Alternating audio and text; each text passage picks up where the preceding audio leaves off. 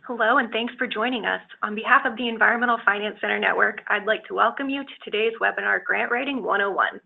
My name is Tess Clark. I work here at the Syracuse University Environmental Finance Center. And before we get started with our program, I'm just going to go over some logistics and talk about our network and our Smart Management for Small Water Systems project. So for some logistics, during today's session, everyone will be kept on mute to ensure audio quality. We will be saving time for a Q&A session at the end of the presentation, so feel free to send us questions using the question dialog box. If you are having technological difficulties, feel free to also use that box and I will do my best to help you. We will make today's slides available as well as a video recording on the EFCN website. You can reach that website at www.efcnetwork.org. Please allow 2 weeks for the processing and posting of these materials. This map shows where our registrants are tuning in from. You can see that we have people joining us from all over the country, about 400 different people registered today. Through the support of the American Water Works Association, we are able to offer certificates of attendance for this webinar. You can receive a certificate if you register yourself, log in, and attend the entire webinar. This webinar has not been submitted to licensing agencies for pre-approval of continuing education credits. You must check with your licensing agency to learn about its rules, criteria, and what you need to do in order to receive credit for your attendance. Again, these certificates are provided through AWWA. For attendees who have an AWWA customer record, your certificate will be uploaded to your AWWA account within 30 days of this webinar.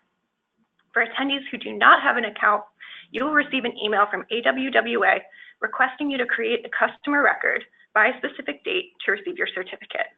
If you do not create a customer record, you will not receive a certificate. This is one of several webinars conducted by the Environmental Finance Center Network for the Smart Management of Small Water Systems project. The EFCN provides training and technical assistance to small public water systems in all 50 states and 5 territories to help local systems achieve and maintain compliance with the Safe Drinking Water Act. Here you can take a look at our small systems team. We work nationwide and have centers in most US regions. The EFCN provides services like workshops, trainings, and direct assistance on all the topics you can see here, and that includes asset management, rate setting, managing drought, and many others. Here is some information about our blog. Our blog posts feature lessons learned from our trainings and technical assistance, descriptions of available tools, and small system success stories. You will have the opportunity to subscribe to the blog at the end of the webinar. And one last EFCN resource I want to point out before we get started is our online funding sources map. This tool can help you find major funding sources for drinking water infrastructure projects for each state and territory. Here's how you access those tables. On the EFCN homepage, go to the Resources tab and then click on Funding Sources by State. This will take you to a map of the country. If you click on the state that you're interested in, you will find a PDF table of the relevant funding sources for drinking water infrastructure for that state. The table looks like the image on the left of the slide. For each funding program, it includes the name, a short description, and contact information for someone you can reach out to. And before I turn our presentation over to our expert today, I have 2 quick polling questions. These questions will just give us a chance to see who's joining us today and get a sense of what our different systems have in common. So what kind of water or sewer utility do you represent? Select one of the following: for-profit water systems, local government, not-for-profit, another water system such as an authority, district, or school, or not a water system. All right, I'm just going to give you a few more seconds to tune in and give us your response here.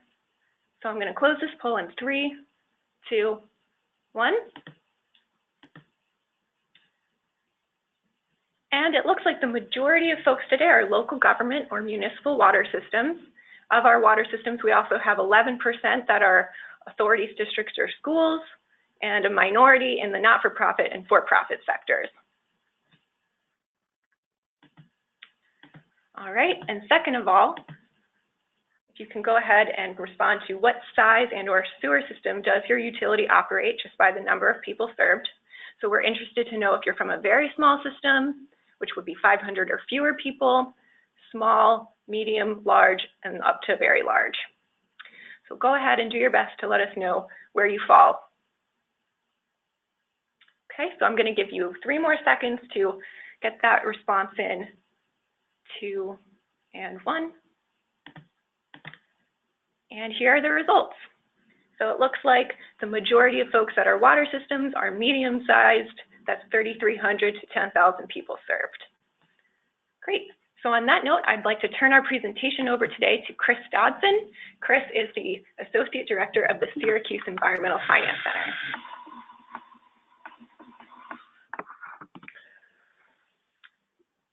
Thanks, Tess, for the introduction, and thank you all for attending the webinar today.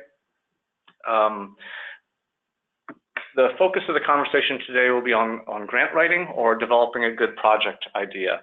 So I'm excited about the number of people who are on this webinar today.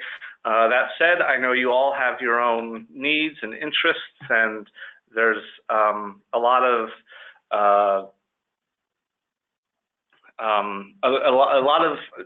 varying probably interests and goals that you have. So I'm going to try to speak as generally as possible so that folks can get the kind of information they need, acknowledging that some of you probably have very specific needs and ideas for different kind of grant programs. So anyway, the title of today's program is Grant or Loan Writing 101. The right grant at the right time, and whether or not it's the right project. And we'll talk a little bit about that. So just because you have a need doesn't necessarily mean that it's the right time or the right grant to address that need. So that said, you know, there's no such thing as free money. And you guys might recognize this graphic of, I think his name was Matthew Lesko, who kept advertising in the 80s and 90s, and even still today, I guess, about all these programs where people can find free money. Well, so there is no such thing as free money. Yes, there are grant programs out there. There are numerous grant programs out there, but most of them, if not all of them, are reimbursement programs, which means that you have to expend some money before you get reimbursed that money back. Also, there's no such thing as free money because there's an awful lot of effort that goes into managing a grant or loan on behalf of a municipality. We work a lot with local governments, small governments, utilities, and the like, and some of them become overwhelmed by just the management of a grant program, all of the paperwork and the tracking and billing and invoicing and scheduling of things. It's not to say you can't do it, and I know there's probably a lot of people on the phone who have a lot of experience managing grants, but just to acknowledge that it does take time. And so my first question here is, you know, what's more painful, developing local revenue sources or administering a grant, right? So have you considered what your project costs are and whether or not you can bear some of the burden of all or some of those costs through local funds? And so, you know, additional revenue sources or just beginning to, you know, plan for projects out of your general fund. Or if you're a water utility, wastewater utility, out of the fees from those. It's certainly a painful situation to consider raising rates and things like that, but sometimes that's a needed and necessary first step. If you've done that already, or if it's not possible, you know, certainly going after grant money too. But that does take time, and there is a management challenge to owning those grant programs, if you will. And then, you know, a lot of states now are really looking to make sure that if you're going to apply for funds, whether a grant or loan money, that you have not only demonstrated a need, but that you've done some planning work. So particularly with water and wastewater, a number of states are starting to look at either incentivizing utilities to have gone through an asset management planning process before they can get funding from the state, or mandating that folks have go through an asset management planning process if they receive money from the state. Also, depending on the type of project you're trying to get funding for, states are encouraging and or mandating, again, depending on the different state you may be in, that municipalities looking for money from the state have an, I'd say, an active comprehensive plan, meaning a plan that's been written that was written no more than 5 years ago.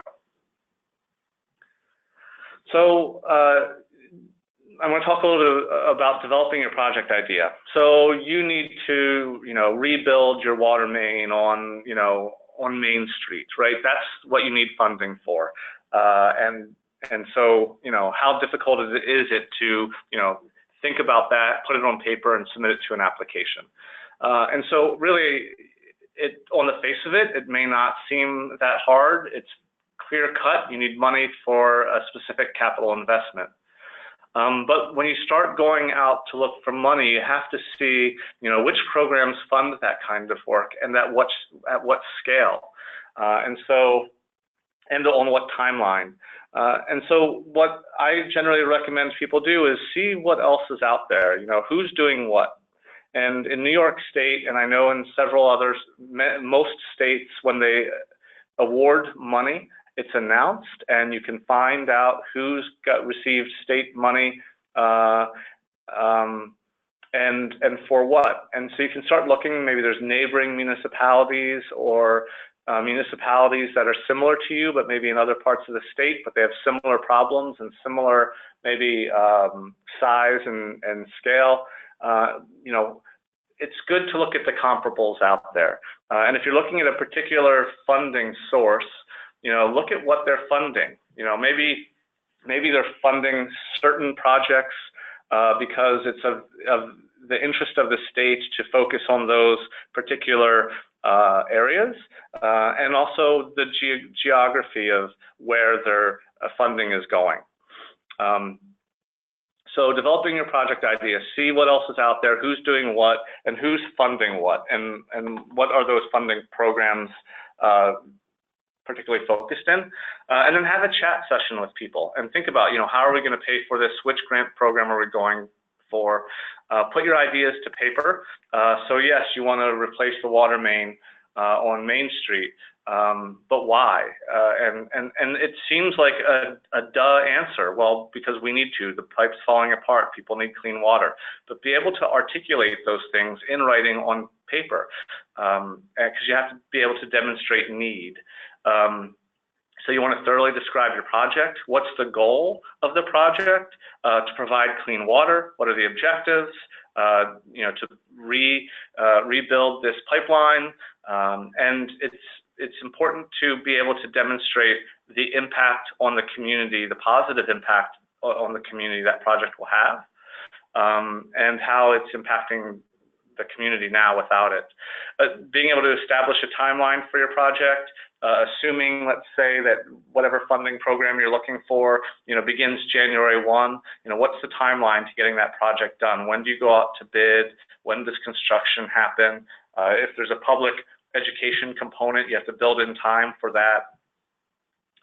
And then also being able to estimate your costs for staff, consultants, materials, equipment. And then you want to plan for an evaluation of success. So again, it seems like it could be a duh factor, like, well, the pipe's in the ground and the water's running, so that's success. But again, if you're engaging the public, are you changing your rate structure? Are you required to do an asset management plan because you received this grant money? Those are also metrics for success as part of the project.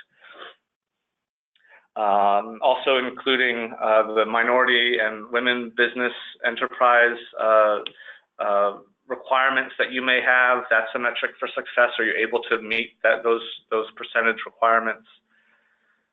And then thinking about, again, for the project, once you build it, And use the water main again as an example. Once you build it, how long will you need it? Or how long do you want it to last? And it seems like a silly question, but you really need to start thinking, communities need to start thinking about the full life cycle costs of the assets that they're building.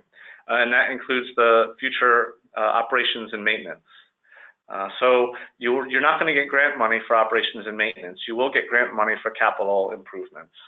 And those operations and maintenance, and again, using the pipeline as an example, maybe there's not a whole lot of change because it's just replacing something that's existing. But if you're building something new, what's the impact on the bottom line on the O&M side of things? So a couple of keys to success is looking at innovation and creativity. It's hard to get creative about putting a new water pipe or replacement pipe in the ground. But if you're digging up Main Street to replace the water main, are there other things you can do while you're in the ground? Can you replace other utilities? Can you include green infrastructure or other stormwater management opportunities? Now that you've essentially dug a trench over Main Street, you can do other ancillary aspects to the project that make it unique, make it seem more efficient if you have the whole dig once kind of mentality, and maybe additional value if you're able to better manage stormwater and improve other utilities or make other things more efficient. Or just being able to repave Main Street as an ancillary benefit to digging it up to replace the project, or excuse me, replace the pipeline. So looking for creative ways that make your project unique.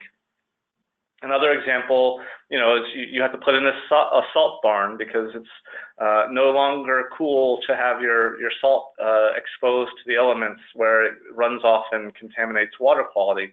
That's if you're in the north part of this country where we actually need road salt in the winter. While you're building that salt shed, which may not necessarily seem sexy as a project, you could maybe put solar on it, right? Or do other things that make that project a little more unique and maybe therefore more fundable.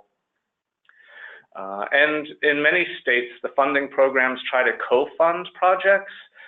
So it might be that you're asking for money to build a salt shed, and the funding program that's giving you money for the salt shed is not so interested in the solar panels, but one of the other funding agencies in the state is, and so they co-fund the project. And that makes it easier for them to find the funding for you to get the work done. The other thing, and I can't stress this enough, is calling the program officer or whatever points of contact there are for the funding program and telling them what you'd like to do or tell them what you need. Because they'll be honest with you about how their funding programs are used, how much money is available, how competitive the programs are. A program may have $1 million of available funding and may have 50 municipalities applying for $250,000 each. That means only 4 awards are going to happen. 4 awards out of 50 is not good, but that's often the financial reality for some of these funding programs. And so you're going to want to know those kinds of things going into the proposal development process. And you're also going to want to know, get some initial feedback from the program officer on what they think of your project. And so that is one of the most important things you can do is find out who the contacts are for your funding program and give them a call. So what keeps us from applying for grants if we haven't before? The fear of rejection. People are afraid of spending a lot of time. Your time is valuable. Your capacity is limited. Applying for a grant, if you have like a less than 10% chance of potentially getting the money, that fear of rejection and the disappointment of spending time and not having it yield anything. The upside of that is that success really to me means having 1 in 3 proposals funded. That means so for every 3 proposals you write, if you get 1 funded, to me that's success in the grant writing world. And also think about, only one proposal in 5 is turned down because the idea wasn't good. So your idea is valuable. So 4 out of 5 of them, the idea is worthy. It's just that they don't have the funding this round, or there's some other complication as to why that idea wasn't funded. A rejected proposal, in my opinion, is worth the free advice. If your grant proposal is denied, you are entitled to ask for feedback. And more often than not, you'll receive substantive feedback as to why your proposal was not funded. And again, oftentimes it's because, hey, your project was great, we just didn't have enough money, we couldn't reach you this year, we'll try again next year. And for some communities, this will happen year after year until you get to the point where they have the money to fund you. Which is why I posed the question earlier, is it more painful to try to raise money locally or than to write a grant? If you have to wait 3 or 4 years to see a project even get funded, and then another 2 or 3 years to have the project completed, or can you develop funding locally and move forward a little bit more quickly? So again, that feedback from a rejected proposal is valuable. And the reason that's valuable is because you're going to want to resubmit the grant, and you're going to want to take that feedback into account when you do. And so the success rate is higher for proposals turned in a second time, and the success rate on a third submission is almost 1-to-1. So you get rejected, you resubmit. You get rejected, you resubmit.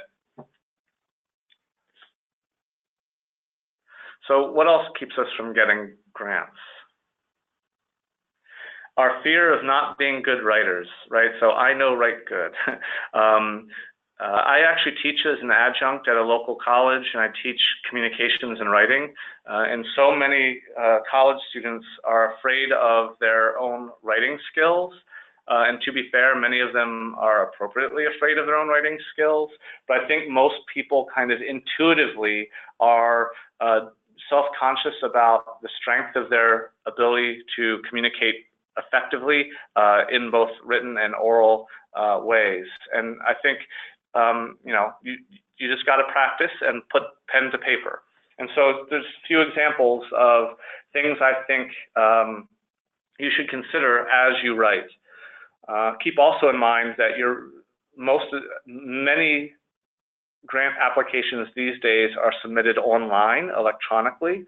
I often recommend to people if they go in, they log in, they set up an account if they haven't already, go through the application. Some of them are downloadable forms that you can fill out as PDFs, which is great, and you can re-upload them and send them. Some of them are more like if you've ever taken an online survey with checkboxes and dialog boxes with character limits. So you want to go through and look at, what are the questions?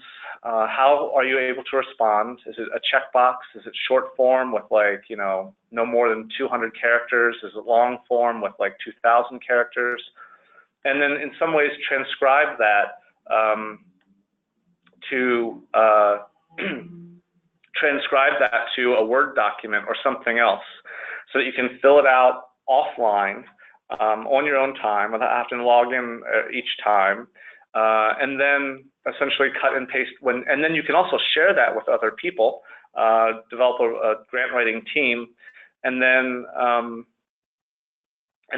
essentially when you're ready to submit, you can take that Word document and cut and paste it and transcribe it into the online application. So anyway, be thinking about the platform by which you are submitting your application, because that does impact the way that you are going to write it and the way that you're going to put it all together and how you can share it with other people. Nobody should be writing a grant alone. And I say that just because sometimes it's a lot of work, and you certainly need to rely on other people for budgetary information, for staffing information, for technical information. So grant writing should be a team effort. So looking at appropriate writing style, you want to write to the funding source. Make sure that you clearly identify how that funding source, funding your program, benefits the funding source, how it meets the objectives of the funding program. The 5 W's, who, what, where, when, why, and how. Make sure you're addressing all of those questions clearly and succinctly. Never write in first person. If you're writing on behalf of a town, you should say the town, not we or I or our, because it's just a little more professional that way. Some of these are stylistic things. Be clear and concise. I think it's important to read something that you write aloud. If it sounds confusing, it probably is confusing. If it sounds stupid, it probably is stupid. So reading aloud is one of the best ways I recommend people to edit what they write. Also sharing it with other people and having them read it. And is what they interpret from your language what you meant it to say or to mean.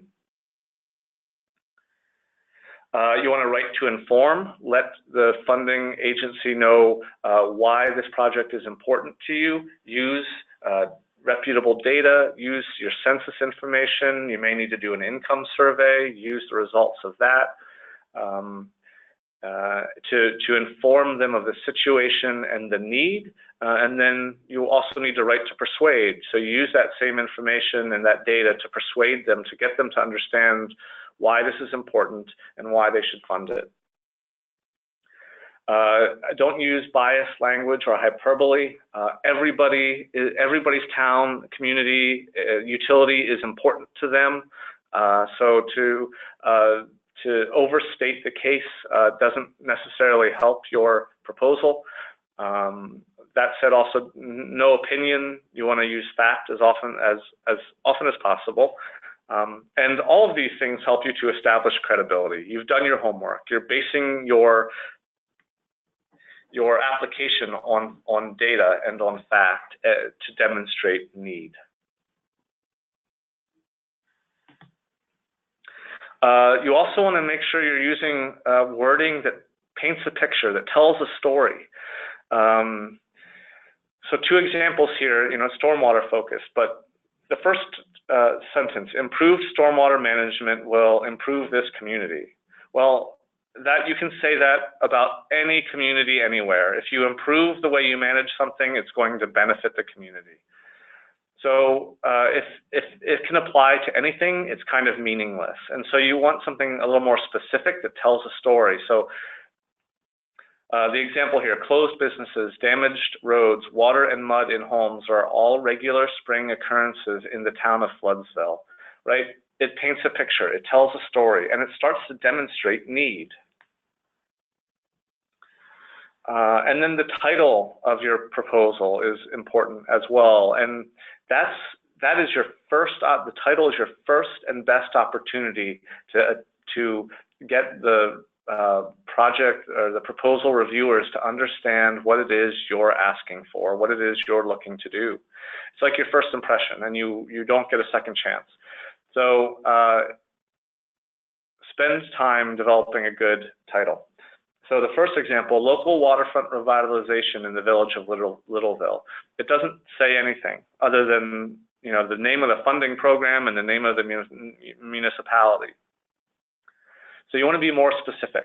Creating a Creekside live, work, play district in downtown Littleville, right? So now you're giving them an idea of what this project intends to do, and it's specific and attractive. So once you've prepared all of your grant narrative and your title, and if there's a project summary or an abstract or something like that that goes along, set it aside for a little while.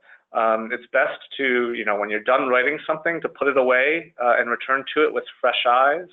You need to build in time for your grant writing process. Some grants are only available for 45 days, so you certainly want to inform yourself early about what the grant program funds and start thinking about what you're going to need to submit that project. You don't want to wait to the last minute. Hastily written applications generally seem hastily written to the reviewer. So you're going to want to know essentially a year in advance when this grant opportunity opens and when it closes, and start learning everything that you can about that opportunity. You don't want to wait until the grant opportunity opens to be calling the project officer and asking them what they think of your idea. You want to do that ahead. Make the assumption that recurring funding programs at the state level, related to SRF and CDBG and others, USDA Rural Development and others, are going to occur again next year, just like they did last year.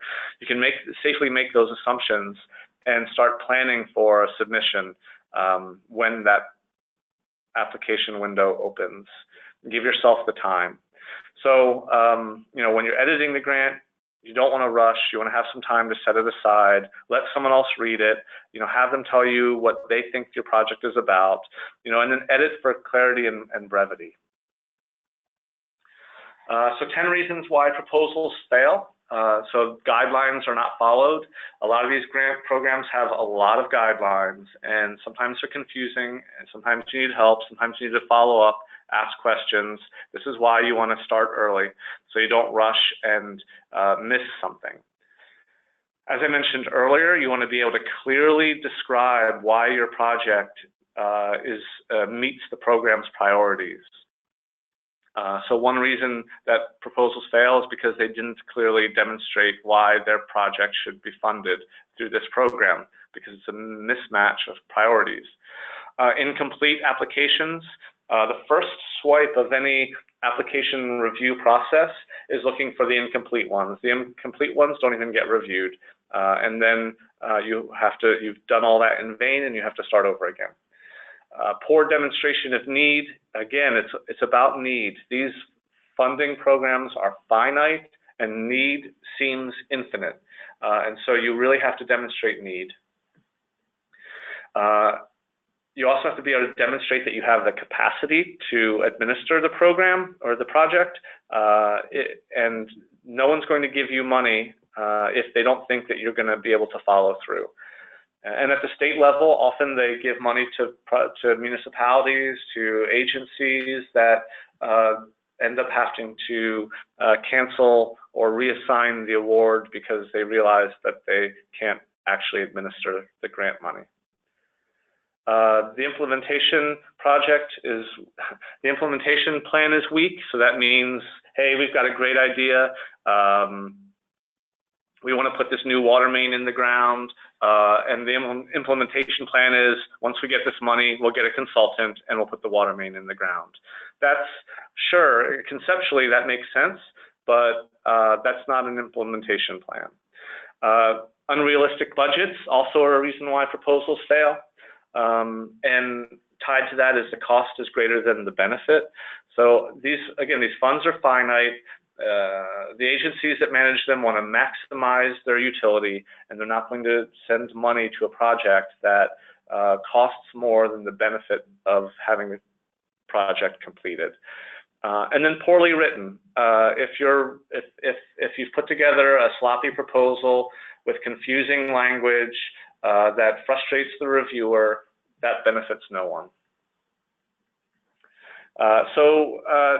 Thinking also then about the grant program, the first thing you want to do is make sure you're eligible as a municipality, as a private utility, as a nonprofit, whatever entity you represent that is hoping to apply for grant money. If you're not listed there as a nonprofit or a public municipality or a public utility or private utility, then you're not eligible. And you'll need to move on to another potential funding source. So many programs require matching funds, and you need to know that whether or not the funding programs you're looking for require match, and if so, what's the percentage of match? Some are 90-10, so they'll give you $90 for every 100, and you have to come up with the other 10. Some are 50-50, they're all over the place. And so you need to know what the match requirements are and whether or not you can come up with that match and how they define match. So some funding programs need a cash match. Some will also, will allow for match to be staff time, equipment time, other things that you're doing locally to administer the grant or get the work done, that essentially the money to support that is coming from somewhere else. If you've got, DPW guys on salary who are going to be contributing their effort to this work, and your equipment time to this work, and the gas that goes into that equipment to this work, but you're not charging it to the grant, that can often be considered match. You're also going to look at how many are funded every year from that particular funding program. Because again, if 50 people apply and only 4 get awarded, you want to know what your chances are. You also want to know how much money they have. So if 50 people are applying for $1 million, up to $200,000, that kind of tells you that that money is not going to go far and they're not going to reach a whole lot of projects. Again, it shouldn't necessarily dissuade you, but you want to know what your chances are. You want to know how much money you're going to get, and whether or not that's going to cover the full cost of the project. Can you meet the requirements of what the grant obligates you to do? Things like American Steel, Davis-Bacon, minority and women-owned businesses, and other common grant requirements are going to be obligations that you're going to have to adhere to. And then what do they fund? Sometimes you will get what they call an administrative force for a grant. So they'll pay your clerk's time to do some of the paperwork. They'll pay the superintendent's time to administer the grant with the consultant and the construction folks. Some don't offer that administrative force. It's only capital improvement money only. Some programs will fund planning and only planning, which in some ways is great, because then you have a plan that is funded. The development of that plan is funded, and then at the end of it, hopefully you have a fundable plan that you can go on and seek capital funding for. And then what types of projects? Again, water, wastewater, park improvements, stormwater, certain things get funded by certain funding programs and not by others. And then the geographic spread. So you kind of want to know, if your neighboring community got that money the same year you would, sometimes they like to spread things around throughout the state to make it look like they're balancing as much as possible the amount of money they have, the need that is out there, making sure that they're able to spread that money across the state and not focus too many projects in too small of a geographic location. So now let's talk money specifically a little bit in the next few slides. So some popular funding programs that communities can take advantage of. One is USDA Rural Development. This is particularly for communities that have 10,000 or fewer, a population of 10,000 or fewer. They have loan programs out there for water and wastewater. They also have programs for community facilities. That includes fire departments, town halls, schools, libraries, and then things for distance learning, telemedicine, and they also do housing loans and grants. I think the top 2 are particularly relevant to any public utilities or municipalities on this webinar. And if you want to know more about those, I can give you a little more detail offline and or connect you to the relevant program officer for USDA Rural Development in your location. But again, the key there is that you are a population of 10,000 or less. And they do have different interest rates based on need, which is generally based on income surveys. Community Development Block Grant, I think most states, if not all, have Community Development Block Grant money that they put toward infrastructure investment and other community improvements. Often they try to co-fund with rural development when they can, and also the SRF programs, the state revolving loan funds. Every state has an SRF focused to drinking water SRF and clean water SRF, so water and wastewater. And they're managed through state agencies, and you have to apply to get on the intended use plan, and then the state's able to try to fund as many as possible, and again, often trying to co-fund with the other funding programs I just mentioned. Depending on where you are in the country, there's also funding through the Appalachian Regional Commission. Essentially, this is New York, parts of New York, Pennsylvania, Ohio, West Virginia, Tennessee, Kentucky, Georgia, and a little bit further down. You can easily, I apologize, now that I'm talking about it, I wish I'd included a map of where the ARC region covers. But that's a potential funding source for people in those areas. And then the Northern Border Regional Commission is essentially in the Northeast, New York, Vermont, and other New England communities that are adjacent to Canada. It's similar to Appalachian Regional Commission, but it's focused in those in counties in those areas adjacent to the northern border, and sometimes they provide funding for infrastructure projects as well. And there are so many ways to get money for infrastructure through, depending on which state or commonwealth you're in, how your what state agencies that you have, whatever they're titled. You'll see my second line here: DEC, DNR, DEP. They're all essentially the Department of Environmental Conservation or Natural Resources or Environmental Protection. In essence, they all do the same thing, but they are titled something different from state to state. There are different funding programs throughout all those agencies, and I'm not going to pretend to know every funding program in every state, but economic development, each state or commonwealth has an economic development agency. There's the Federal Economic Development Agency as well. They fund infrastructure. They fund a lot of other things too, but infrastructure is economic development, and so there's often opportunities there. The DEC or DEP or DNR, whichever your state calls it, essentially, this is where the clean water SRF comes through. They often have other funding programs that improve water quality, support recycling and solid waste management. Department of Health, this is often where the drinking water SRF comes through. They also have ties to the federal WIFIA money. Department of Labor, sometimes it's about the capacity building that I mentioned earlier, and looking at money to support your workforce or to grow your workforce or to train your workforce. It's no good to have a drinking water plant if you don't have anyone certified to run it.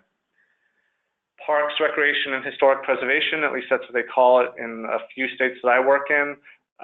You can fund green space and green space improvements, developing new green space, preserving old green space, historic preservation of cool and existing spaces and buildings.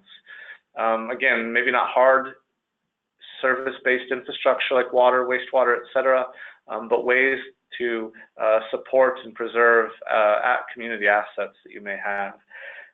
The Department of State often funds local government efficiency programs, money for capacity building and things like that as well. And then energy programs, and I mentioned economic development already. So, it's good to do a little homework and see. Sometimes you can be surprised at which agencies fund which types of activities. So that's pretty much everything I have. This is my contact information if you'd like to reach out to me. I'd be more than happy to provide you some assistance or put you in touch with people who can help you. Okay, great. So we did save some time because we want to get to all of your great questions. So At this time, I'd like to invite everyone to go ahead and type your questions into the question dialog box, and we'll try to get through as many as we can. So Chris is going to be taking those questions, and I'd like to start with a question. This is a question about can forming partnerships help you get a grant, and what are some of the pros and cons? Yeah, that's a great question. So forming partnerships will, in my opinion, improve your chances of getting a grant, particularly when it just makes sense. For example, say for two neighboring municipalities to build interconnections between their infrastructure. If you're looking at planning, maybe a town and a village together should be creating a comprehensive plan together because it makes sense because they're so intricately linked. You know, looking at water, excuse me, looking at drinking water again. If you're building a new plant, you probably don't want to build it alone, and you probably want to serve a greater population than the one that you have, you know, based on economy of scale. If you're significantly rehabbing or rebuilding an existing utility, you know, is there a way to think about maximizing your efficiency by tying in other nearby water utilities, or expanding your service to include people who may need it because their water sources are failing or in potential future vulnerability. So absolutely, if you can partner, if it makes sense, do it. The downside is collaboration is great, but the more people that you have, the more needs you need to, address, the more goals you may have to align, and a little bit of additional further complication when it comes to paperwork. But at the end of the day, it makes for a stronger proposal. Okay, great. And I just want to remind everyone that we will be sending out a copy of the presentation as well as a recording. It goes to the same email address that you registered for the webinar with. So everybody gets a copy. We send that out as quickly as possible, but up to 2 weeks is usually the time period we like to give. Great. So the next question is about looking into who is getting funding. What is the best way to start doing that? Where do you look? It really depends on your state. In New York State, and I'm using that as an example just because that's where I sit right now. In New York State, all of their funding applications for all of the funding programs and all of the agencies that I just listed through, so everything from arts to labor to infrastructure, all go through what they call a consolidated funding application. And so that has a website, and every December they announce the funding for all of those projects. And then you would go to that website and just scroll down through. And they're organized by region or by type of funding. And you go and scroll down through and look at who's been funded. I know there's other states that have similar ways of announcing those awards. If you know who your SRF if you know who the SRF agency is there, if you're looking for water, you know who the SRF agency, the agency that manages the SRF in your state, I'd say that's your first stop, and you should be able to find that stuff there. All right, great. So oftentimes, smaller grant projects will end up costing a lot because of all the costs of paperwork and planning and engineering required by the grant or loan program. So what would be the smallest project that would be worth the hassle of chasing grant money? Or even when is it worth it to chase the grant money? There's a lot of variables that go into that, honestly.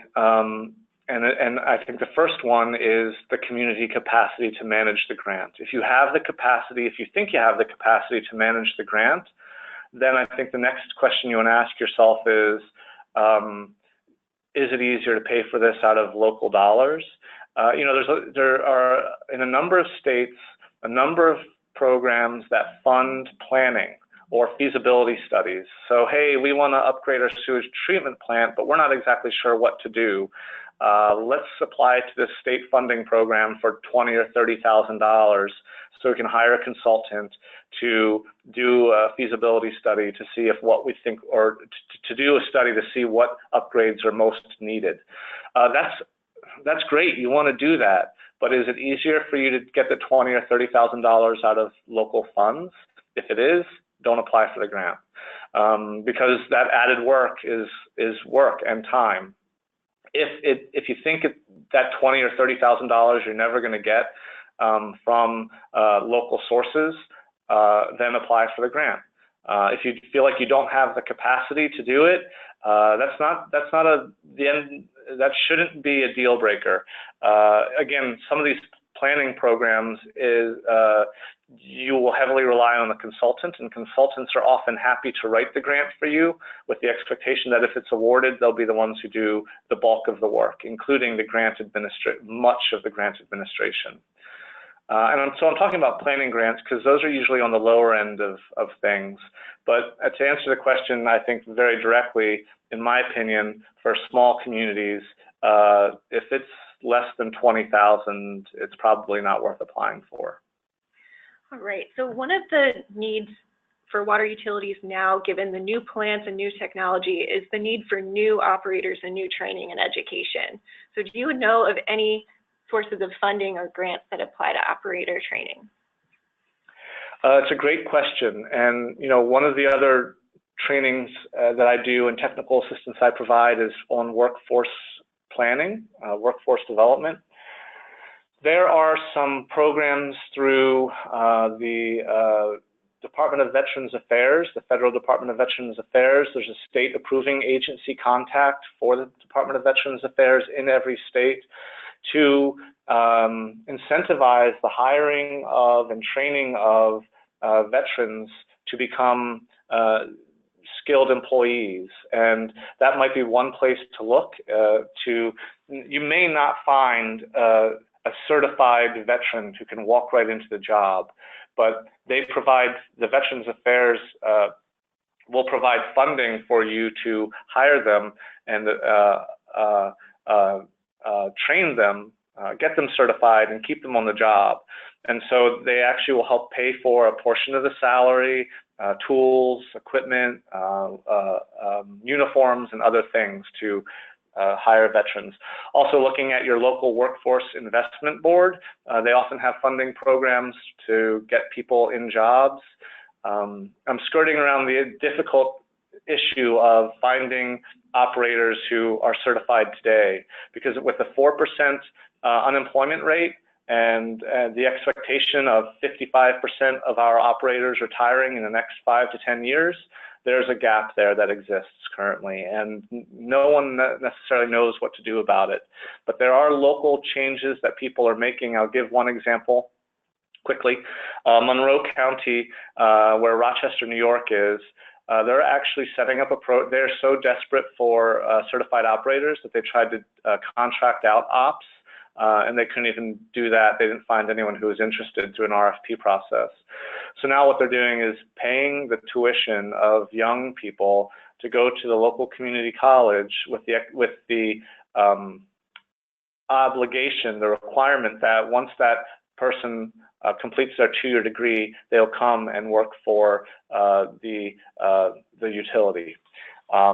That doesn't fix their need today. It fixes their need 4 to 6 or 7 years from now, by the time that person goes to community college, gets on-the-job training, gets certified. But it is a desperate situation to find certified operators. But there is funding out there to try to at least find people who could soon become certified. Great. And moving on a little bit away from the issue of training and back to the sort of writing of the grant.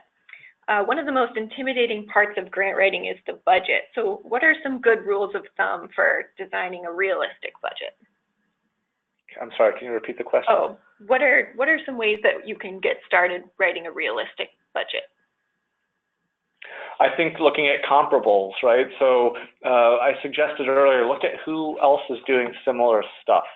And you can do that in one or two ways. Do some research and find out that the town, a county over, 2 years ago did a project similar to yours, and ask them ballpark estimates of what their budget was, what they thought it was going to be when they applied, and what it ended up being once the project were done. There's often cost overruns, and budgets should have like a 10% contingency if they're allowed. And if you can't find that information by doing a little homework and looking at who else has been funded to do similar stuff nearby, I would also recommend going to the Rural Water Association or RCAP or RCAC, one of those technical assistance providers. They may know of communities that have applied for similar things and what their budgets look like. Heck, they may even know to tell you right off, like, hey, you want to do that project over there? It's probably going to cost you this. It's probably going to cost you this as total, and those costs would probably be broken up in ballpark ways across different things, you know, capital costs, construction costs, administrative costs, etc. So look to see if any of your air quote neighbors have done something similar and ask them what it cost. If that doesn't work, go to Rural Water or RCAP or some similar technical assistance and ask them. If that's not available or helpful, then I would go to a private consulting firm, and they can generally precisely give you reasonable budget estimates. Okay. Well, we're nearing the top of the hour. There's a couple minutes left, so we'll try to do at least one more question, and then we'll close out the day or the webinar by doing 2 polls, and also I'm going to send out some evaluation links. So the last question, and this is fairly specific, so I'm not sure if we'll have a super specific answer here, but one of the issues is, is there funding sources available to support income-based water rates or amnesty programs for people who can't afford their water rates? I have to say none that I'm aware of. I'm not an expert in the area of affordability. There are some environmental finance centers. So we're part of a national network, I think, as Tess described. There are some environmental finance center experts dealing with the issue of affordability and how to set up essentially an amnesty program or some sort of income-based water rate structure. But as far as I know, there's not any funding out there to create such a structure or even to kind of look at the feasibility of such a structure. And in many states, doing that kind of structure isn't even supported. Great, and we did get a couple questions also about if we're going to have a part 2 for grants or do any more webinars about more advanced types of grant writing. We'll keep you updated on that. I know that we are working on developing more grant writing resources. So one thing that I'd like to do now is just get a quick poll out. This is about our blog. I alluded to this at the beginning of the webinar. So we just want to know, would you like to subscribe to the Environmental Finance Center Network blog? And we can get you signed up for that. That has success stories and training tips and some lessons learned. Okay, I'm just going to give you 3 more seconds here to respond. And closing this poll right now. All right, and then lastly, one of the things that our network does is provide in-depth technical assistance. So today we talked about grants. If you have some really specific questions and you need technical assistance on a grant issue, someone from our network may be able to help with that in some capacity. So you can let us know here if you're interested in technical assistance, and we can match you up with one of our network members, or we can get in touch with you. So I'm just going to give you a couple more seconds here to respond. We want to give everybody the chance to let us know. So I'm going to go ahead and close this in 3, 2, and 1. Okay, and on that note, Chris, do you have any closing comments? No, just thank you for attending, and you know, the funding and financing of infrastructure is, in my opinion, and in the work that we do, a significant priority at the state and federal levels, and being able to figure out not just how to allocate the funding so that local municipalities can get access to it, but also how to do it in a way that creates efficiency and spreads the dollars as much as possible is really a topic of great discussion these days. And so I'm encouraged that these discussions are being had at the state and federal levels, because it means hopefully we'll see additional reinvestment in our existing water infrastructure. So thank you all, and have a good afternoon. Thanks.